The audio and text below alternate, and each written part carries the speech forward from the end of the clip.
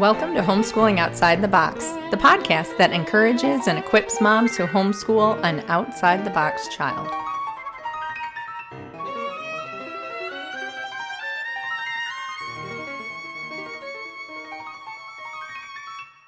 Hey there, I'm Cindy Renna, and I'm so glad you stopped by today because we get to talk about something really fun on this show. We are talking about Christmas, and not just the Christmas season, but we get to talk about some really fun Christmas traditions that our family has. And it has been such a crazy year that I feel like we all needed Christmas so bad. And I think it came early. I know we celebrated earlier than we ever have. We were listening to Christmas music and decorating before it was even Thanksgiving, and that has never happened in the history of our family. So I think with this pandemic and all the isolation and quarantining and just all the uncertainty has made everybody really anxious for something joyful, for something that we can get excited about and look forward to. And when I thought about what I wanted to talk to you about tonight, I can't think of anything better than to talk about Christmas. The Christmas season is in full swing where I live, so it's December 7th or December 8th when I'm recording this. So we are in the depths of movie nights and cocoa and all sorts of fun things. So I wanted to do something kind of special tonight, and I thought, who could I talk to about our favorite family Christmas traditions?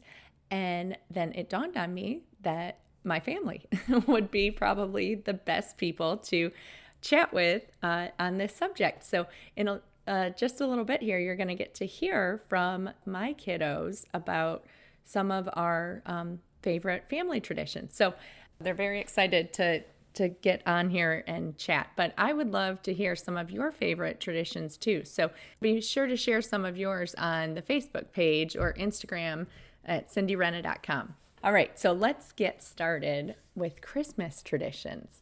You know, Christmas is no ordinary time of year because it intoxicates our senses.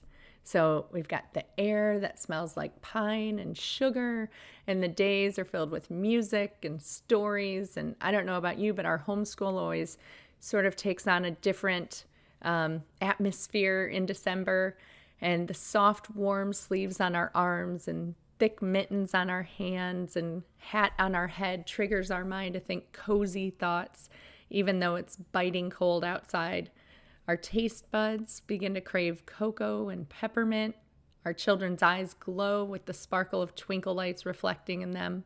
And our hearts yearn for something more, something transcendent, something that seems just beyond reach, yet simultaneously living inside of us.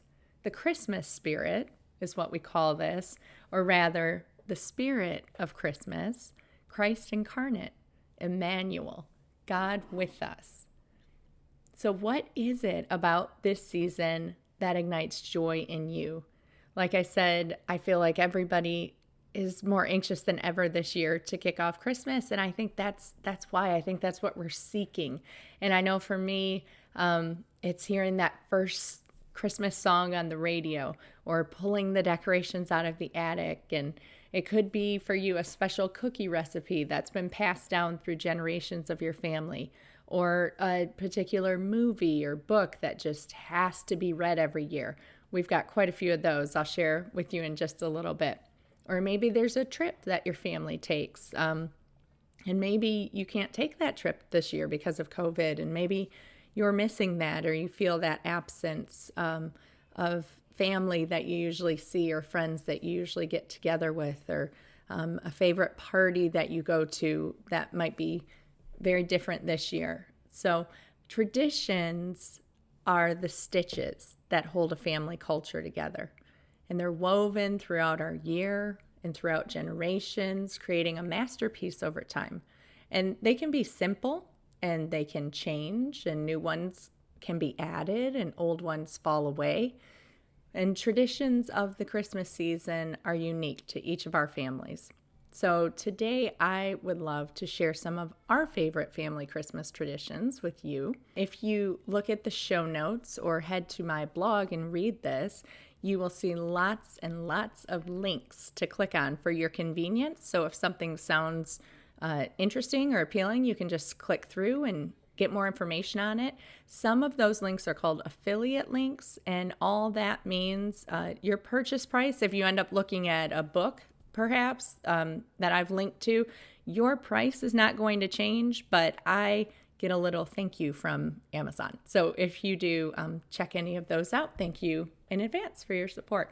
Okay, so you're welcome to borrow any of these traditions that you would like for your own family. They are certainly, most of them are not unique to us. There's a lot of popular traditions that lots of people do, but what makes it unique is the people doing it. Just remember that we've built these over time and that they change slightly depending on our season of life. So I don't want you to listen today and think it's, these things are like a checklist to accomplish in December or some sort of formula to ensure a happy holiday. These are just a few ideas that might inspire you and yours to create your own memories. And also keep in mind, these look a lot prettier on paper or sound a lot better over a podcast. So be patient if you do try to start some of these and things don't go smoothly, especially if it's a new tradition or it's something very different than what you would normally do.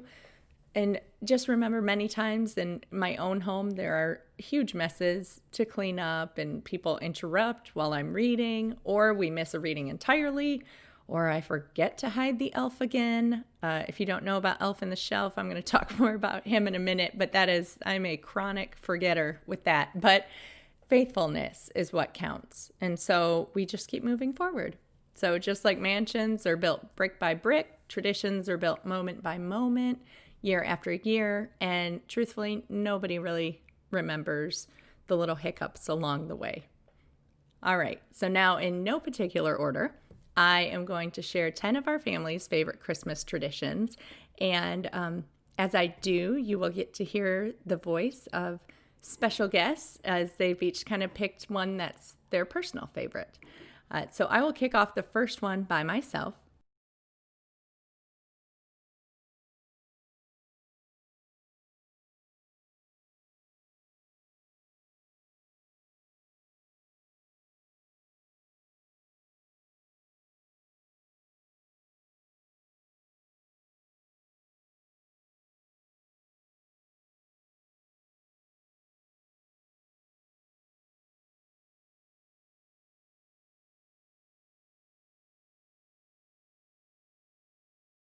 Because it's one of my personal favorites, Advent.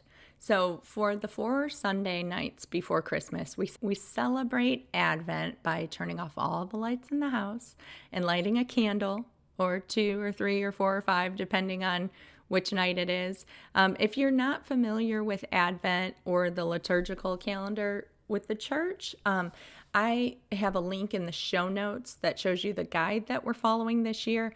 So I won't get into too much detail about what Advent is, except just to say that it, like I said, it's the 4 Sundays leading up to Christmas, and each Sunday sort of has a theme that helps you get ready or position yourself towards Christmas. And just like Lent comes right before Easter in the church, Advent comes before Christmas. So ironically, it's actually a time we're supposed to get really quiet and slow, and a way up for us to be getting our hearts ready for Christmas. So instead of speeding up, we're supposed to slow down. So this is such a nice habit for us to implement this time of year because it reminds us the reason for the season. So you can look more into that if you're unfamiliar, but we're not strict about the color of the candles or the wreath. I sort of put together our own Advent wreath between Hobby Lobby and Target, and I picked different color candles. This year it was white and red, but the one thing is that there's always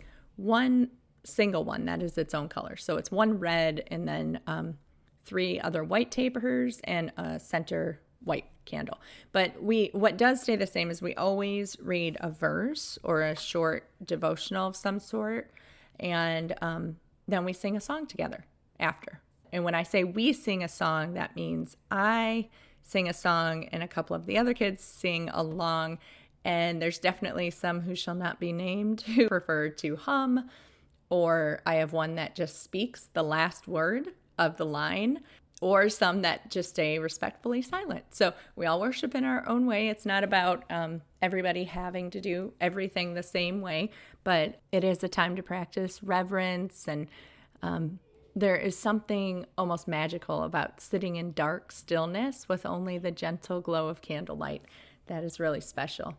And then we've got something we do in the morning with the kids for Advent. It's countdown until Christmas. So my husband's grandmother had quilted all of the grandchildren these gorgeous wall hangings of the nativity.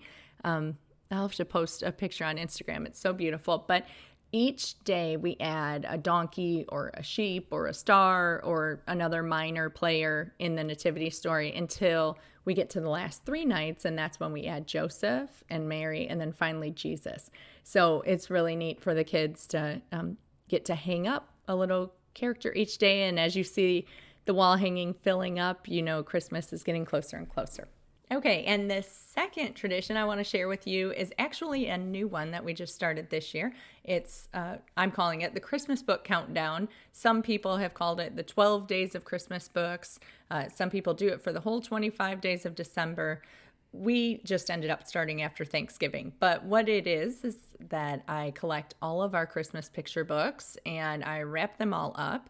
And usually I'll add a couple of new ones to the stack. And this was actually my mom's idea, so I'm very grateful for her inspiring us to do this and even financing some of it with giving us some new books. And you can even do this with library books too. So just make sure that you label them with an L so you remember which ones are the library books. I had a friend also suggest that you could just wrap them in different paper. So that's a great suggestion too. And that way, as the due date gets closer, you can sort of sway the decision maker towards those books and away from late finds. So the way we've done this in our house is that each child takes turns choosing which book we're going to read that day at lunch. Since we always read a picture book at lunch, this is a natural time of day for us to do it, but you can certainly do it any other time of day, whatever works best for your family. And then if the book we choose has a movie adaptation on our favorites list, which I'll talk to you about in just a little bit, our favorite Christmas movies, then we watch that film that night. If you're wanting some inspiration for which Christmas books to choose, you can head to my website and download a free copy of the Around the Year book list for the well-read child, and there's Christmas book suggestions on that. But I would like to introduce my special guest for the moment, my son Owen, who's going to talk about what he thinks of this new tradition. Owen, you want to say hello to everyone? Hello. All right. So, Owen, what do you think of our new tradition with the Christmas books? I think it's great, and I like how they're wrapped up and stuff, and it's like a new Christmas present. So I just opened today Letters from Father Christmas, a favorite of ours, and there's also a bunch of other books like the Polar Express that we already owned, but we never really appreciated until this point. And there's also, as I said, the library books, which I'm glad that we got them because it introduces us not just to old favorites, but it also introduces us to new books, and I think that's very cool. I love it. Okay, so if you had to pick, what are your top 3 or 5 Christmas books? One of them is definitely Father Christmas. I was very excited that we got that today. Yeah, because that was a new purchase. We had it on audio. You guys had listened to it. Yeah. We first got on audio. And tell them, if they're not familiar, what it is. It's J.R.R. Tolkien, who's one of our favorite authors. He would write letters to them, and people thought it would be cool if he recorded it in a book. There are a couple, it introduces what Santa does when he's on break and stuff. And it introduces us to a couple new characters like the Great Polar Bear, a bunch of elves, and the usual. The next one would be, it's a story where she like cuts her hair and. Oh, The Gift of the Magi. Yeah, The Gift of the Magi. I thought like that one is like a Christmas favorite. You see, even Disney admired it because they made a ripoff. Well, I really shouldn't say. I really shouldn't say ripoff. An adaptation. An adaptation. Okay. That's a way more proper way of saying it. I think this gift was fun because, like, I mean, the book was fun because it showed how much like they cared for each other. Yeah. But here's the plot. She has this like beautiful hair, and she has no money to spend Christmas present on her husband. So she goes to a barbershop, and then she cuts her hair off and sells it. Then so her husband has this beautiful watch. There's a really cool illustration of it. And I would recommend this book for all ages. It's a very good book. And she buys a beautiful chain for his beautiful watch. And when he gets home, he sees her cut hair and he's like shocked. And they unwrap their gifts and he's surprised because of the watch. But it's not for the reason like, oh my gosh, this is just what I wanted. Then she opens his gift, which is a brush that is meant for like long hair and stuff. And the reason he was shocked was because meanwhile, while she was cutting her hair, he sold his watch to get her a present. So that's why I really like this book. And the last one would be, oh my gosh, that's really hard. I know. It's a mean question. It's a mean... to ask book lovers what Mom, their favorite why would you book do is. this? Can A Christmas Carol count? Of course it could. Well, I know, because we're going to talk. That has its own number. That is its own tradition. So maybe we shouldn't count it. Do you have another one? Or which one can you not wait to open? Which one are you like, oh, I hope it's in the pile? Okay, so this is one. I'm really hoping that it would be like that Stregonona one. Oh. Yeah, that one. Merry Christmas, Stregonona. Yes. Oh, yeah. I'm really hoping it will be one of those ones. I really like that book because my Nona, before all this COVID-19 started, we would read that book together. So it reminded me of that very Christmassy spirit kind of moments like you see in the movies. Oh, that's so... Look, you're so sentimental. I'm sophisticated. Oh? Okay. All right. That was awesome. And I'm going to keep you around to talk about one more tradition that I know we're all fans of, which is Galaxy of Lights.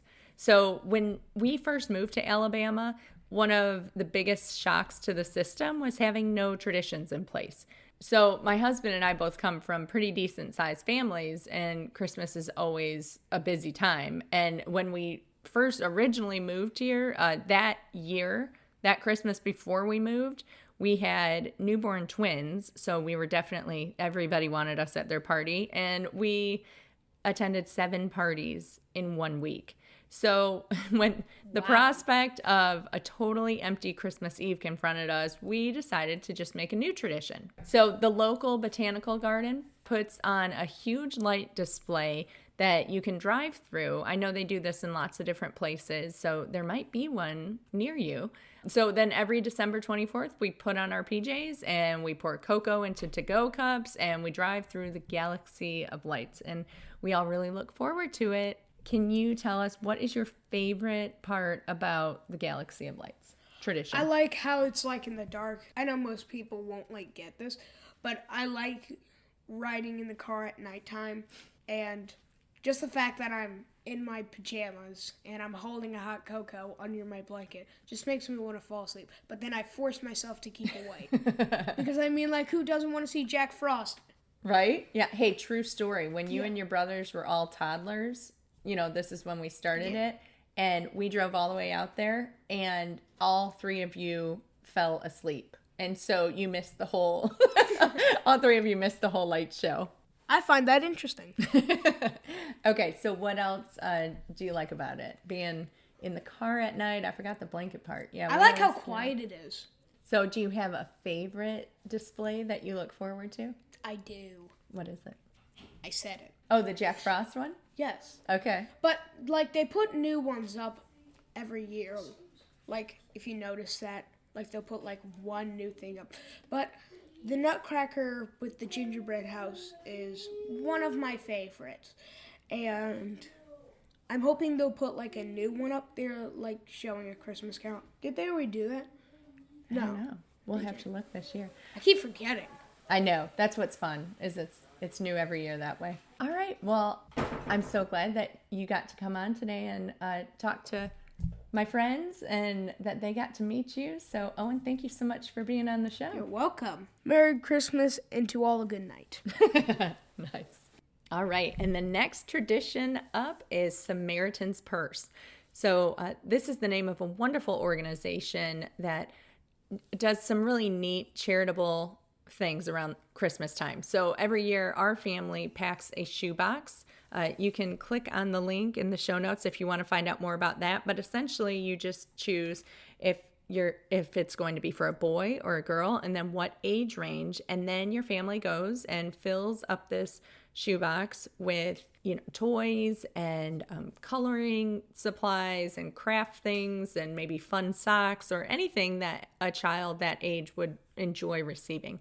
And then we also buy gifts for families in need. They have a catalog, a Christmas catalog, and there are things like baby chicks or a goat or fruit trees, all sorts of things, water filters, things that can really help these families, not just a one-time thing, but a gift that kind of keeps on giving. So the gift catalog, they also mail one out, and that usually comes around the same week as the sales papers from, Target and Amazon, their gift catalogs. So it's really wonderful for me to see all my kids not just circling gifts that they want for themselves in the Amazon catalog, but also kind of going back and forth about what gifts we're going to get from Samaritan's Purse that we can give away. So every year, the Lord really uses this tradition as an opportunity to open our eyes to needs all over the world. It reminds us that a little really goes a long way, and it's really humbling for a kid who really wants that new video game to see how another child in another part of the world really wants a goat or honeybees, or of course, some special toys of their own. So it's wonderful to wrap up the shoebox and know that although we might never meet the recipient this side of heaven, we put a smile on that child's face. All the way on the other side of the world, we're sort of their secret Santa, which is another tradition we do in our home. But I am going to pass the mic over now to one of my other wonderful sons, Jackson. And Jackson, can you just say hi and tell everybody what you enjoy about being a secret Santa to a child you've never met, and then you can even talk about our Secret Santa tradition too. It's kind of strange. I mean, you don't know who you're giving it to. This year we did a little girl, I think, and we bought a lot of things like, I think, a water filter, right? Well, that's not in the shoebox, but online, yep. Yeah, online. In the shoebox, I didn't really load shoebox this year, but we still got a few things that were pretty good. Like a pair of socks. Mm-hmm. Gracie, since it was a girl, I think Gracie sort of dominated the shoebox this year. Yeah, pretty much. So do you want to tell them about how that's sort of like another tradition we do, the Secret Santa? Sure. So Secret Santa is not only something we do with the shoebox, it's also something we do in, like our home. We draw pieces of paper with our initials in them, and whoever you get, that's who you gotta buy a present for. For this season, I got my brother Owen. Don't let him hear that. We won't let him listen. And yeah. And what's fun about the way we do it is who gets to participate? All of our kids, right? Even the ones with 4 legs? Yeah, even our cat and our dog. Yeah, so they get to be in it too. Yeah. And then you guys use your allowance instead of having a regular allowance. It goes towards the gifts. So yeah, we do that. So it's pretty fun. Okay, and then another tradition that you really enjoy is our Nutcracker tradition. So that's the one, just to share with everybody listening what that looks like we listen, of course, to Tchaikovsky's masterpiece, but we also like the Maestro Classic version. Jim Weiss, who was on the show, I can't remember what episode, but he was wonderful, and I'll link to it in the show notes. He actually reads it, and it's such a good story to music. And then, of course, we enjoy reading the book and watching the ballet.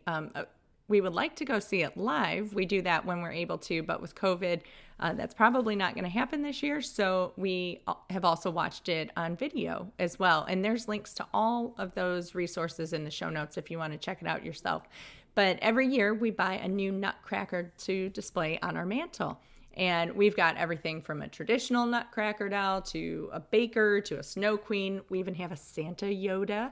So if you're going to do the Christmas book countdown that Owen talked about, you could kick off this nutcracker tradition on the day that you pick that book. But Jackson, why don't you tell us your favorite thing about our nutcracker tradition? Well, it's that we always pick something new. Example, we started getting special nutcrackers. That is, we get 2 instead of 1 because Gracie started liking them, and because she didn't want to get boy nutcrackers, she gets girl nutcrackers, which are not as good as the boy ones. They don't have good jaws. Okay. I mean, they don't even have jaws. They just have painted on mouths. Oh, I've never noticed that. Right? This year, we got a Magi. Yes. And a peppermint one for Gracie. So, yeah. Not peppermint Magi, but a peppermint baker, I guess. Yeah, she had a cookie on her plate, I think. Yeah, so those are pretty neat. Maybe Santa Claus's daughter or something. There you go. It could be that. So how many do you think we have? How many nutcrackers do you think we have now? I think we started around 2012, maybe. So probably like in the 10 section. 10? Yeah. Teens, maybe. All right. All right. Thank you so much for coming on and talking about your favorite traditions. You're welcome. Bye. All right. And the next tradition I want to share with you is Elf on the Shelf. A lot of you may have heard of this. I know it's kind of a thing, but in true outside the box fashion, we don't actually follow any of the rules on this one. We don't tell the kids that the elf is Santa's spy and that he has to sit on the mantle out of their reach. We just started it simply to give the kids a fun thing to look forward to in the morning. So here to talk to you a little bit more about our Elf on the Shelf is my one and only daughter, Gracie. Hello, everyone. I am 7 years old. I would like to tell you about how Elf on the Shelf works and what my favorite part. You can do anything with your elves. You can have them without pets, with pets, any kind of thing that you want. If it gets you into trouble, Elf will help. No matter what happens, Elf is here. My favorite part about Elf is that he's always here for me. He's funny, he's helpful, and he is my favorite elf in the whole world. Okay, and do you want to talk about how Elf, over the years, has collected some friends of his own that he travels with now? Yes. Over the years, Elf has had many, many, many friends. Those friends are called Jack and Elf. Mm-hmm. And they are, what, Jack is a dog, right? Jack is a Jack Russell. Yeah. And, what is Elf? A polar bear? No. No. She's an Arctic fox. Oh, an Arctic fox. I was way off. Okay. So they kind of have fun with, we'll tell them the name of our elf. Yes. Our elf's name is Hyde. When you wake up in the morning, what do you have to go do? Well, I have to go find him. You have to go find him. Yeah. So what's one thing when you went to find him, you were like, oh my goodness, I can't believe Hyde was doing that or Hyde was there. What was one time that you can think of? I can't believe that he hid in the Christmas tree. He does get into the Christmas tree a lot, doesn't he? He likes to mess with the ornaments. Yeah. And the star. Okay, does Hyde ever bring you little gifts or bake you treats? He bakes me cookies and he got us a Harry Potter Advent calendar. He did. He brought a Harry Potter Advent calendar this year, didn't he? Uh-huh. Okay, so now these candy cane reindeers, if you don't know what it is, Gracie's going to tell you how to make one. But these are a craft that I've been doing since I was in Girl Scouts when I was your age, Gracie. It was forever and ever ago. So tell anybody listening how they can make a candy cane reindeer. So you get a candy cane, then you get a long pipe cleaner, then you get googly eyes, and then you get a poof ball, which your cats can play with if they like them. Our cat likes to play with them. Okay. She's like a dog. So then there's this other part. So what do we do with them? Then we twist the pipe cleaner around it, put the googly eyes where reindeer's eyes would be, and put the pom-pom on its nose. And there you have a candy cane reindeer. They're so cute. And you can do all different colors. And I'm doing that part. And what you can can you do with do any color. Red, orange, yellow, green, blue, purple, violet, black, brown, gray, green. So many options. Okay, and then what do we do with our candy cane reindeers when they're all handsomely made? We deliver them to our neighbors. Okay, and who else? Our neighbors and who else? Our mailman. And the library ladies. And the library ladies. Yes, people at church. And that's really all we have for today. See ya. Bye. Thank you so much for being on today, Gracie. You're welcome. All right, and now for one of my absolute favorite traditions, A Christmas Carol. So we read it as a family. If you're not familiar with what it is, it's a story by Charles Dickens. It's an absolute masterpiece. So we read this usually every year, but this year we're doing something different. It's so fun. We're reading it aloud together as a family on the weeknights. So we sit in the living room and we've got the fireplace going and the Christmas tree is all lit up. Some nights we'll have cocoa or cookies or tea, and we sort of take turns reading because we have 3 copies of the book, so that's enough to share between the 6 of us.